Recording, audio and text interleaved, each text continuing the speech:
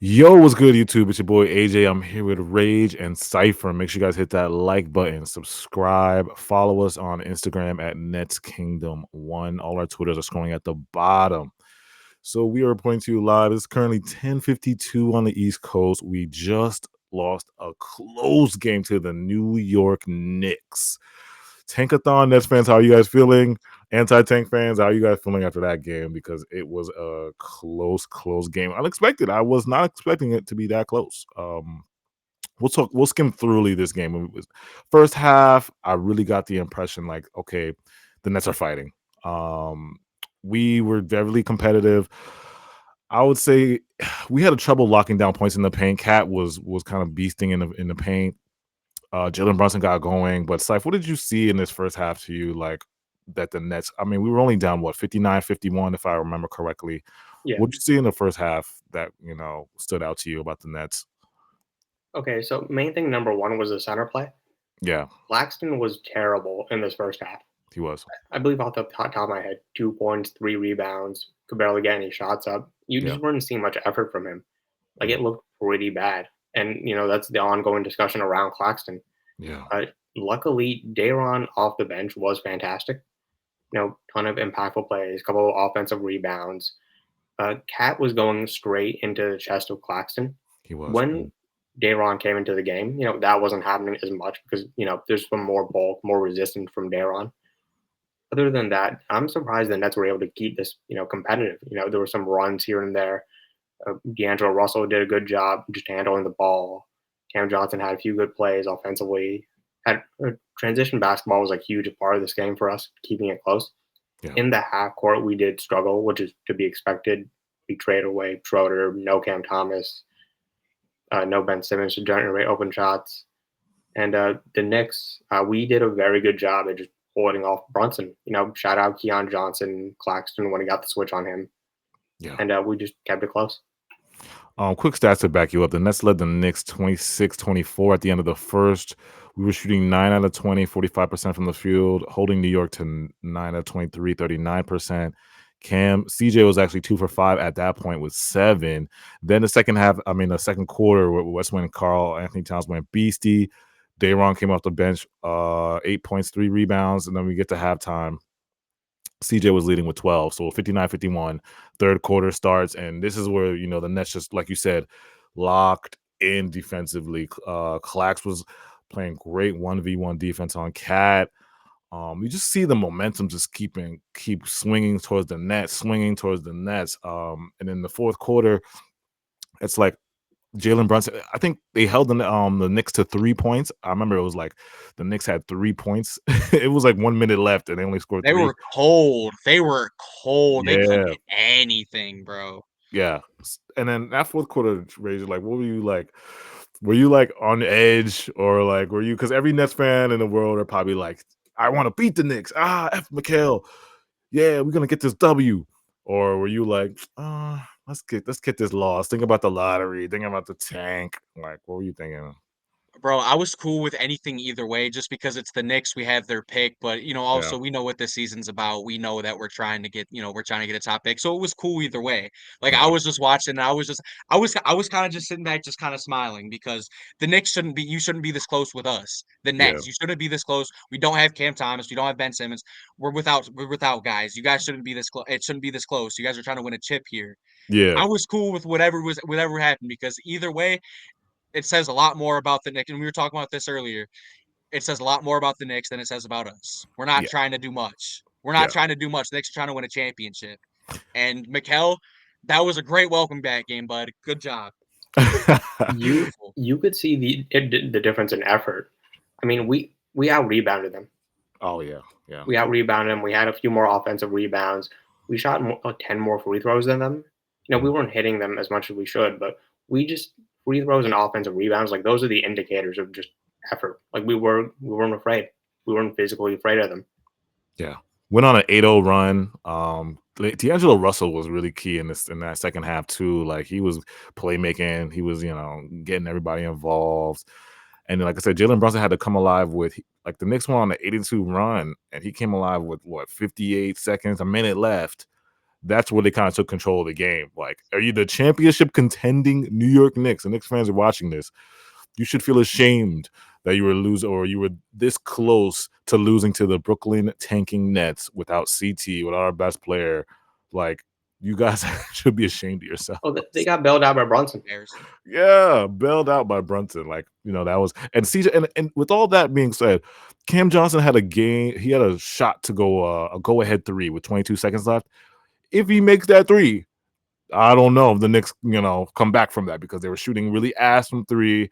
I know Jalen Brunson was cooking, but who knows? With 22 seconds left, CJ still had a shot to win this game, or to go ahead with. So, like I said, more or less, we lost the game. Great for the tank. Now moving on to Cam Thomas. I want to talk about Cam Thomas, man, because I know non-Nets fans are missing him right now. They want to see CT get buckets. We were talking about this before we started this stream. The hamstring strain, right? We got the hamstring strain news from Shams, a Noti. Everybody was shocked. Oh my God, CT's really hurt. So he was out. I think it was what Shams said, he was going to get reevaluated in a month, or like 3 or 4 weeks, right? I think it was the initial report was like mid-November. Yeah, mid-November, the hamstring strain happened, and we're like, okay, so CT's going out. Fine. We're tanking. That's actually better for us. No prayer. We don't want CT getting hurt. I mean, prayers for him, but the play, we're not going to be, CT makes us better. He raises our floor. He raises our ceiling. So it's like, He wins us this game tonight. yeah, CT wins us this game tonight if he's playing. So it's like, he goes out for a month. He comes back, what was it, early January? He comes back, looks incredible, by the way, looks sensational. I think he was going off that game. He came back, I think scored 22 in a couple minutes. It was insane. Then we get a news that his hamstring strain, I don't know what it was exactly. Probably if you can look that report up, but I guess it was a re-aggravation. I don't know if I didn't see the video that he legit strained it again, or he was out and they took him out. So I'm assuming after the game he felt some pain, and I don't know if after the game they felt some pain, and the trainers were like, we're not gonna risk this. We're not gonna risk CT doing this, or we don't know if it's that, or we don't know if it's we're looking at the lottery standings and we're winning a little too much. So CT, just stay out. It's between those two factors that we're trying to decipher in our heads right now, because we don't know what's going on with Cam Thomas. But what are you guys' opinion, like your genuine opinions of what's going on with Cam Thomas? Do you think he's hurt? Do you think they're holding him? Okay. Mixture of both? Yeah. So, okay, I'm looking up. The initial injury happened late November, and he was Mhm. projected to come back late December, Right. which he did. He played against the Magic, Mhm. and he took a game off, and then played against the Bucks. Right. That was the game where he allegedly re-aggravated the injury. Mhm. And then since then, he's been out for a little over 2 weeks, close to 3. Okay. So he's missed, essentially, if you exclude those 2 games, almost 2 months, like a week away from 2 months. Wow. And now I'm starting to get, because we got a slight update from Jordy Fernandez today. Mhm. He's doing on-court activities, non-contact. And, to me, non-contact after just 2 months, that doesn't seem like good progress. Like, was Yeah. this injury, if it's legit, was it more severe than we thought it was? Yeah. That's the thing. Like, it's like we don't know for sure. It's like, if like the Nets with the injuries, this is what I said like before, like the beginning of the season. That's with injury reports. Like, they've always done this cautious thing. Remember the ramping up season where we had to ramp up guys for like 2 weeks. Everybody was getting ramped up. Everybody was Every getting single ramped up. Do you remember the ramp up Nets? Like, they would be so cautious on these guys, hold them out for so long before they come back. So now we're in a year where it's like we're trying to lose, and since CT is, I guess he's a consensus best player on the team, he would raise our ceiling. So it's like, how do we decipher if he's really hurt? Because we were generally worried, or if he's just being held back, And if he's just being held back, that leads to his contract negotiations. Because if you guys don't know, CT is a restricted free agent at the end of the year, and he's going to be in a contract negotiation with the Nets, asking probably for more money or a big contract, a long contract, right? Well, all young guys want to get paid. They want the bag. They want to get that bag. So Rage, how you feel about negotiations right now? Do you think CT can walk in that room and be like, "Yo, I want 30." Like, how do you feel about the con I want 30 a year. How do you feel about CT negotiations right now, man? I feel like that'd be an interesting ask. If they're truly holding them back, they might give him Mm, what he really wants. yeah. But ultimately, if it's true, he's just getting back to like not non-contact and stuff, and Mhm, he truly is hurt. They could use that. They could obviously use that against him in any contract situation, and other teams obviously can play that as well. Like obviously, he can sign with another team if they offer them. mhm. They offer him so much more money than we're willing to, but we can always match it, and I'm almost certain that, like, if that does play a factor, Cam Thomas will still be around, but if the injury is true to it, I think obviously that does hurt, like, that hurts the overall like, his contract Yeah, overall because they can just play, like, 40 or 50 games over a season and just be like, that's an issue in terms of it being a contract year for you, and a yeah. year where you have, free roam almost because, they traded Dennis Schroeder and did all this, but he's hurt, you know? His analytics before CT went down was he was having an sensational season. The efficiency was up, like, he was scoring, he was looking incredible, but now it's like injury happens, and now we don't know, like Syph was saying, that happened we're about hitting the halfway mark with the 50 game mark or the halfway mark in the season. That 40 something games he's gonna play, how is that gonna affect his contract? That's the thing. Is it if he exceeds that 40 games, like let's say he averages like 26 and 8 5 us 5 26 points, 5 assists on 40, 50, something like that. Do you think that exceed like he can walk in the room, is that gonna help him? Or do you think if he like trashes this, like let's say he's like not as good and he's kind of going through the injury roles, trying to get back, fighting through that 40 games, in and out games. Like it's just so fascinating what the Nets are gonna do, and like other teams, like if he's gonna get offered or other offered from other teams though. So yeah. Going forward, like I'm just trying to figure out what is going on with CT. Let us know in the comments what you guys think about Cam Thomas. Like, what do you think is gonna the Nets holding him back? How you feel about contract negotiations? But mm, It really does suck that Cam didn't get his contract extension in the offseason yeah, because now we're having this discussion about whether or not gets extended at the end of this season. Because if he had his contract, there wouldn't be this much pressure. But I just don't know. It doesn't make yeah, sense that the Nets were so obsessed with keeping their salary cap sheet so clean when they had so much of it. yeah. Because yeah, we talked about that. Like they could have saved the money by signing him in the summer instead of waiting now until a restricted. Well, they not save money in that type of sense, but they could have got it out the way. You know what I'm saying? Like you think about it, they could have paid him what 20, 25 mil, right? 25 mil. If CT would have accepted that, he maybe probably wouldn't, but let's say he did, then let's say he has an incredible season and he wants 30, 35 mil because his price is up. He's showing the league like, yo, I'm him. You know what I'm saying? Now you got to pay him 30. You know what I'm saying? So it's like they could have got it out the way, but I guess in Sean's mind, he's like, I want to keep it I want to be able to pivot. I want my salary cap space if I have to trade people, exchange, take bad contracts. I know he doesn't want to take bad contracts, but take, contracts that don't put us in the luxury tax. I want to just keep that open. So I'm trying to figure out like, you know how Sean is. Every time we try to figure out Sean, it's like it's like a puzzle piece. We don't know. We don't know what's gonna go. We're always in for an interesting offseason every Yeah. year, every single year, but this is another really interesting offseason because obviously Yeah. with the negotiation contract coming, we still need a contract on CT. Mhm. We have that. We still need to know what we're gonna draft. We still have to figure out other stuff like that. It makes for another interesting offseason, and it's crazy. We don't get a break every single year. We Yeah. never do. We never get a break. There's Never always got a some break. crazy stuff going on. So yeah, like I said, I want CT to stay. So we'll see what happens in the offseason with CT. So we're gonna do a little update here on the lottery. So currently, right now, I think looking at Tankathon, we are still in six. We just passed the Blazers recently. We are 14 and 30. We're very, very close to passing the Hornets. And the Pelicans have been on a streak. So we'll see what's going forward with the lottery. Mock draft time. I mean, they still have Cooper as a consensus number one. Dylan's right now two. Ace is three. BJ Edgecombe four. Kasparis from Illinois five.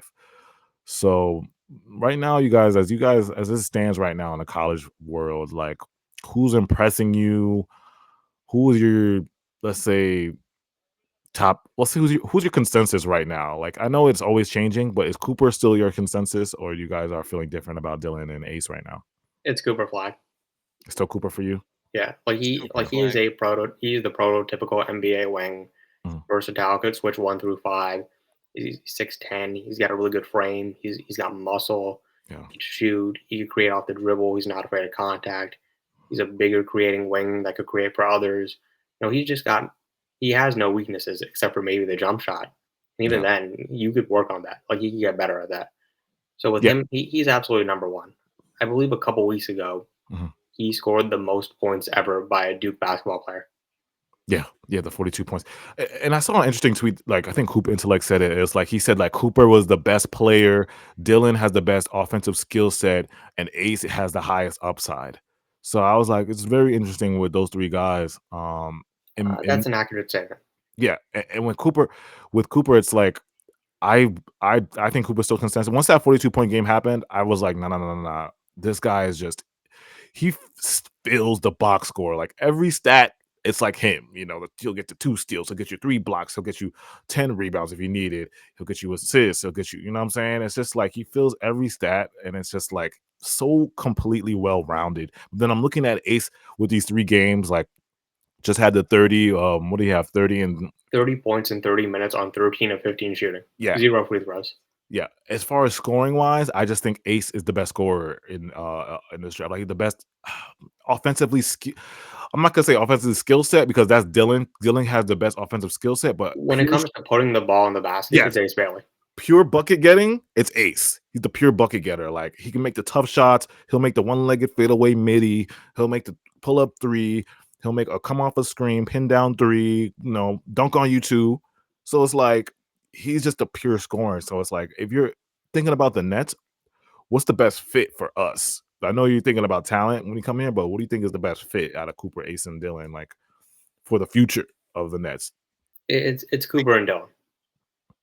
Your age, what do you think? Yeah, I lean towards the same because the Mhm, simple fact is that obviously Ace Bailey can help us in any shape or he can help us. But the mhm. thing is that we obviously do need a point guard, and then Cooper Flag also helps with like what we have going on in our wing spot, and we Yeah, don't just need a simple score because we have Cam Thomas.